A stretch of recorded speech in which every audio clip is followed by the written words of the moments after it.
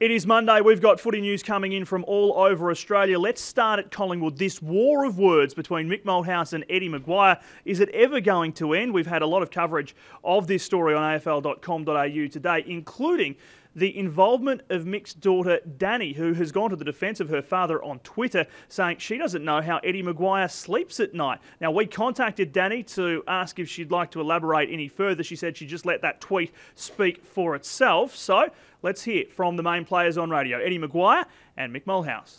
3 minutes, 5 minutes before half-time, we were 3 goals up. One blatant area here, backline play didn't take the ball over. A boundary umpire, I reckon, got it wrong. The Jolly punched the ball out, it hit the line, that's not out. They kicked 2 goals. They're within 1 goal of us. I can't help it that Dane Swan got 1 kick in the last quarter. I mean, that's, Dane Swan's a Brownlow medalist. He had 1 possession. And we were beaten by a fantastic football side. If that game plan is finished, it's finished. If it was no good, I'm sorry, we did our best. But I am shattered today. Shattered that he would turn on his men. He called them his boys to single out Dane Swan. All right, he had a bad last quarter, but he had a good year to get us there. To go after Chris Tarrant and then to say that he would have kept Leon Davis, which is a smack in the head to Jeff Walsh, who has done a magnificent job over the last few months saving and signing up the big name players. I was in the grand final room after the game. I may not have been in the match committee room, but I actually watched the footy. I'm just disappointed that for no particular reason today, he's given me a belt and I gave him unconditional support. He's belted Jeff Walsh. No one could support him any further. He just won't let up on Nathan Buckley.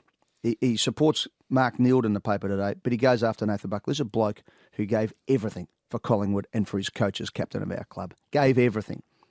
It's time to let go and move on.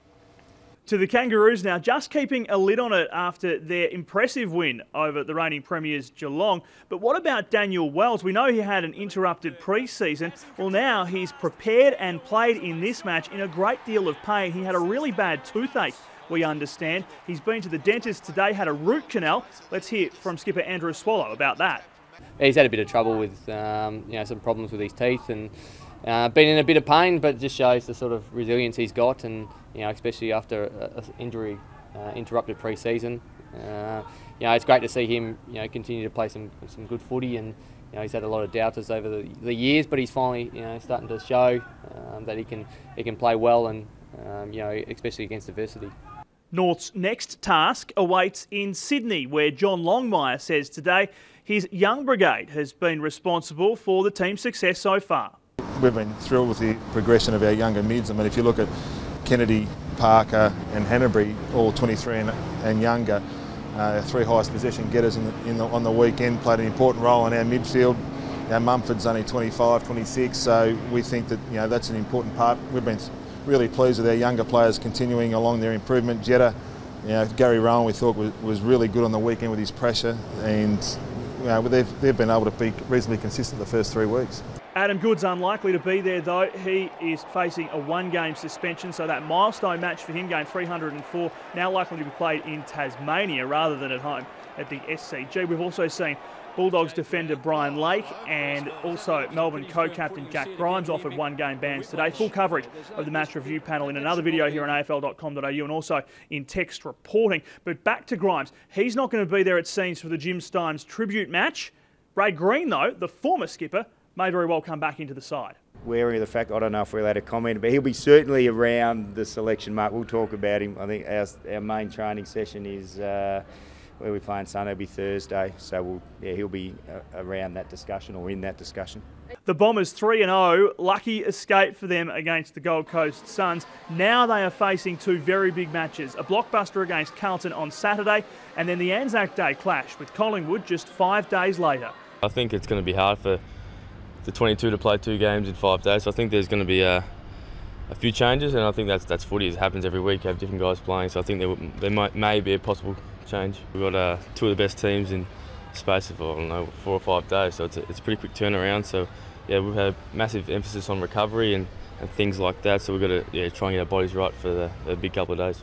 So to Queensland now, where the Gold Coast have come into form ahead of the cute clash against the Lions. We were able to compete. First time this year we've been able to compete, and that's what we need to do against the Brisbane boys this weekend, is be able to compete. And if you do compete, it gives yourself a chance to win.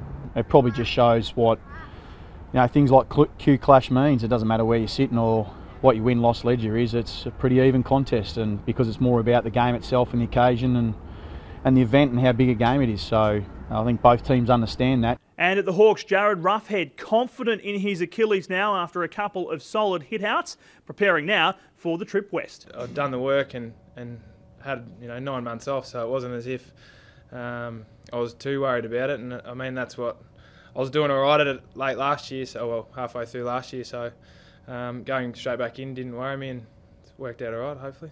And that is a wrap on your footy news for this Monday. Lots of stories continuing to unfold, and that's why we're here for you 24 hours a day, 7 days a week. Footy news as it happens on afl.com.au. Catch you soon.